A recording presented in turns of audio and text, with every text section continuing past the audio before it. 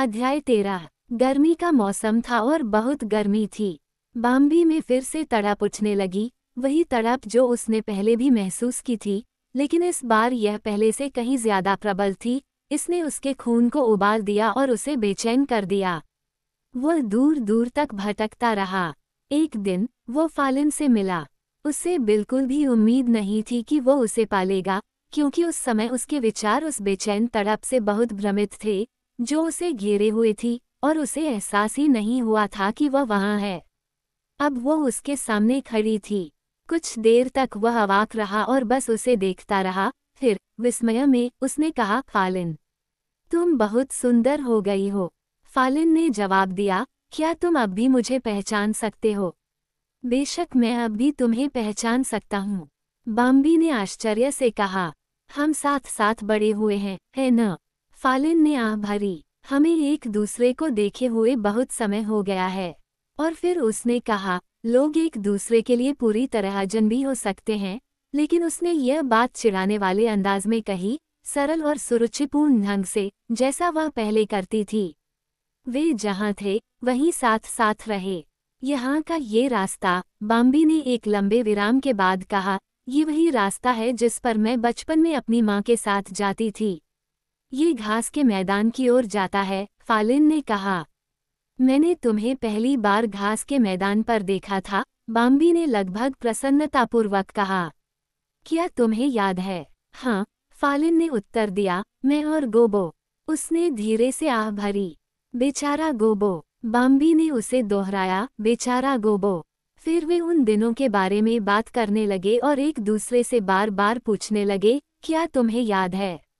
ये जानकर उन्हें खुशी हुई कि उन दोनों को सब कुछ याद था। वहाँ घास के मैदान में बाम्बी ने याद किया, हम टैग खेलते थे। याद है, मुझे लगता है कि हमने किया, फालिन ने कहा, और फिर वह एक झटके में दूर कूद गई। पहले तो बाम्बी वहीं खड़ा रहा, ये सोचते हुए कि क्या हुआ, लेकिन फिर वो उसके पीछे भागा। रुको, मेरा इंतजार करो, वो खुशी से चिल्लाया। नहीं, मैं इंतजार नहीं करूंगी, फालिन ने उसे चिढ़ाते हुए कहा। मैं बहुत जल्दी में हूँ। और छोटी छोटी छलांगों में वह झाड़ियों और घास के बीच से बहुत दूर निकल गई। आखिरकार बाम्बी ने उसे पकड़ लिया, उसका रास्ता रोक दिया, और फिर वे चुपचाप साथ खड़े हो गए। वे हंसे और बहुत संतुष्ट थे। फालिन अचानक हवा में उछली जैसे किसी ने उसे डंक मार दिया हो और फिर से छलांग लगाकर दूर चली गई। बाम्बी उसके पीछे भागी। फालिन ने एक मोड़ लिया, फिर दूसरा, खुद को एक तरफ से दूसरी तरफ फेंका और बार बार बाम्बी से दूर होती गई। जहाँ हो वहीं रहो, वो हौंफते हुए बोला। जहाँ हो वहीं रहो, मुझे तुमसे कुछ पूछना है। फालिन चुपचाप खड़ी रही। उसे जिज्ञासा हुई और उसने पूछा, तुम्हें मुझसे क्या पूछना है? बाम्बी ने कुछ नहीं कहा। ओह, ठीक है, अगर आप सिर्फ धोखा दे रहे हैं, फालिन ने कहा और भागने वाला था। नहीं, बाम्बी ने तुरंत कहा, वहीं रुको, मैं चाहता हूँ, मैं तुमसे पूछना चाहता हूँ, क्या तुम मुझसे प्यार करती हो, फालिन? उसने पहले से भी अधिक जिज्ञासा से उसकी ओर देखा और थोड़ा सा सतर्क महसूस किया। मुझे नहीं पता। हाँ, तुम्हें पता है, बाम्बी ने जोर देकर कहा। तुम्हें पता होना चाहिए, और मैं भी यह जानता हूँ, मैं यह अच्छी तरह महसूस कर सकता हूँ कि मैं तुमसे प्यार करता हूँ। मुझे तुमसे बहुत प्यार है, फालिन। तो अब बताओ, क्या तुम मुझसे प्यार करती हो? हो सकता है, ये भी हो सकता है कि मैं तुमसे प्यार करती हूँ, उसने सहजता से उत्तर दिया। और क्या तुम मेरे साथ रहोगी? बाम्बी ने और अधिक उत्साहित होते हुए पूछा। अगर आप मुझसे अच्छे से पूछें, फालिन ने प्रसन्नतापूर्वक कहा। बाम्बी ने खुद पर नियंत्रण खो दिया और चिल्लाया, मैं तुमसे पूछ रहा हूँ, फालिन। मेरा प्यार, मेरी खूबसूरत फालिन, क्या तुम मेरी बात सुन रही हो? मैं तुमसे पूरे दिल से पूछ रहा हूँ। तो फिर मैं निश्चित रूप से आपके साथ रहूंगी, फालिन ने धीरे से कहा और फिर वह चली गई। मंत्रमुग्ध होकर बाम्बी फिर से उसका पीछा करने के लिए दौड़ी।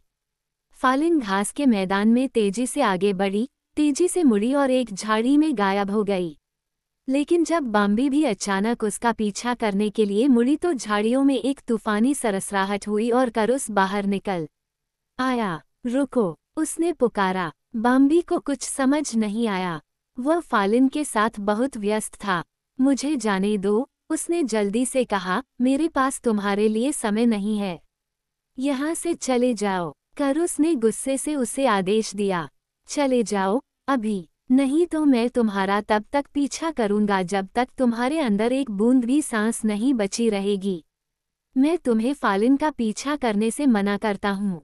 धीरे धीरे बाम्बी को पिछली गर्मियों की याद आने लगी, जब उसे अक्सर भगाकर अपमानित किया जाता था। वह अचानक क्रोधित हो गया। उसने एक शब्द भी नहीं कहा, लेकिन तुरंत अपना मुकुट नीचे किया और खुद को करुस पर फेंक दिया। उसने उसे इतनी जोर से मारा कि कोई भी उसका विरोध नहीं कर सकता था और करुस घास में पड़ा था, इससे पहले कि उसे पता चले कि उसके साथ क्या हुआ था। वह बिजली की गति से पुनः उठ खड़ा हुआ, लेकिन अभी वह अपने पैरों पर खड़ा भी नहीं हुआ था कि उसे एक और झटका लगा जिससे वह लड़खड़ा गया।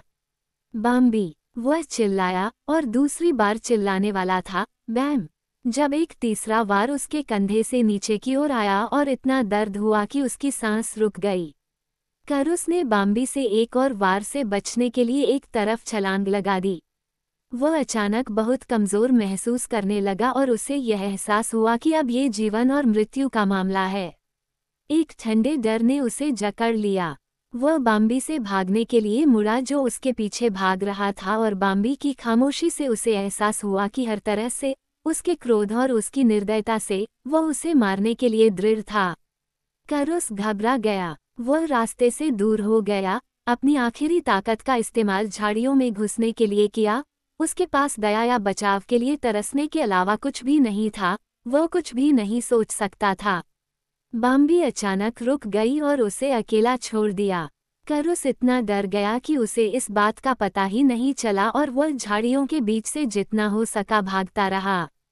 लेकिन बाम्बी रुक गया था क्योंकि उसने फालिन की बढ़िया आवाज़ सुनी थी। उसने सुना, वहाँ वह फिर से पुकार रही थी, डरी हुई, दबी हुई।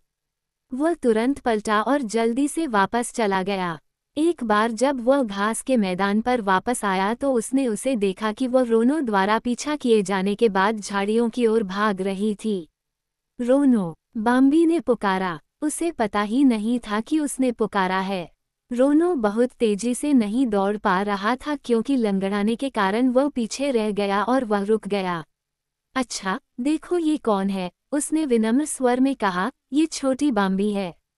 क्या मैं आपकी किसी तरह से मदद कर सकता हूँ?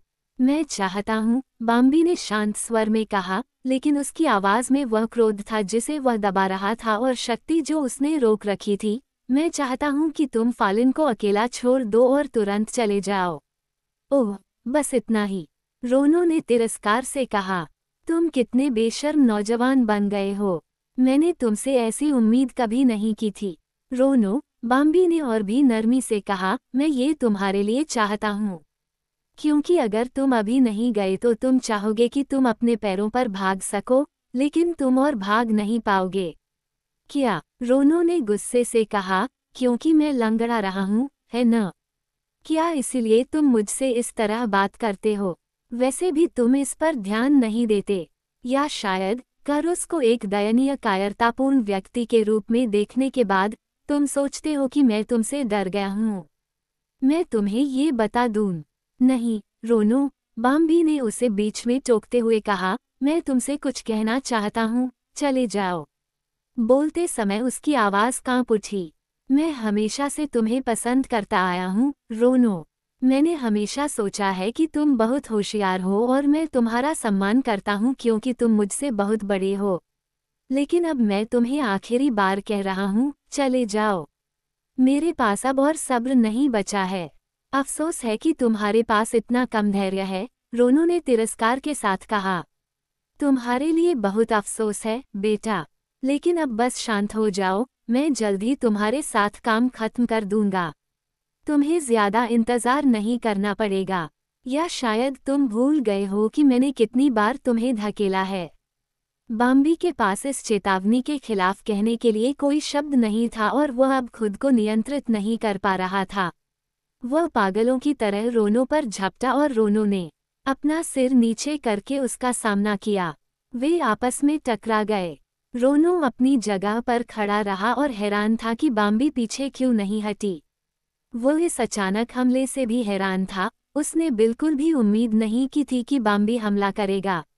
वह बाम्बी की जबरदस्त ताकत से असहज महसूस कर रहा था और उसे एहसास हुआ कि उसे खुद को संभालना होगा। वे वहीं खड़े रहे, माथे से माथे सटाए, और रोनो ने फैसला किया कि वह एक चाल चलेगा। वह अचानक पीछे हट गया जिससे बाम्बी अपना संतुलन खो बैठा और गिर पड़ा। लेकिन बाम्बी ने अपने पिछले पैरों पर खड़े होकर रोनो पर दुगने गुस्से से हमला किया, इससे पहले कि रोनो को खड़े होने का समय मिले। रोनो के मुकुट की एक शाखा के टूटने से एक तेज दरार हुई। उसे लगा कि उसका पूरा माथा चकनाचूर हो गया है। उसने अपनी आंखों के सामने तारे देखे और अपने कानों में एक फुसफुसाहट सुनी। अगले ही पल एक शक्तिशाली प्रहार ने उसके कंधे को चीर दिया। उसकी सांस नहीं चल रही थी, वह फर्श पर पड़ा था और बाम्बी गुस्से में उसके ऊपर खड़ी थी।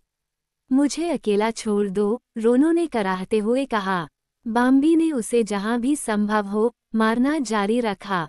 उसकी आंखों में चमक थी। ऐसा लग रहा था कि उसे दया दिखाने का कोई विचार नहीं था।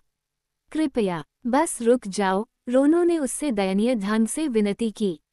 तुम्हें पता है कि मैं लंगड़ाकर चलता हूँ। मैं सिर्फ मजाक कर रहा था। मुझे छोड़ दो। क्या तुम्हें मजाक समझ में नहीं आता? बम्बी ने बिना कुछ कहे अपना हमला रोक दिया। बहुत कोशिश के बाद रोनो खड़ा हुआ। उसके शरीर से खून बह रहा था और वह लड़खड़ा रहा था। बिना कुछ कहे वह लंगड़ाता हुआ चला गया। बाम्बी फालिन को खोजने के लिए झाड़ियों में जाने वाली थी, लेकिन फिर वह वहां से बाहर आ गई। वह पेड़ों के किनारे खड़ी थी और उसने सब कुछ देखा था। वह अद्भुत था, उसने हंसते हुए कहा। लेकिन फिर वह गंभीर हो गई और धीरे से कहा, मैं तुमसे प्यार करती हूँ। वे दोनों एक साथ अपने रास्ते पर चले गए और वे बहुत खुश थे।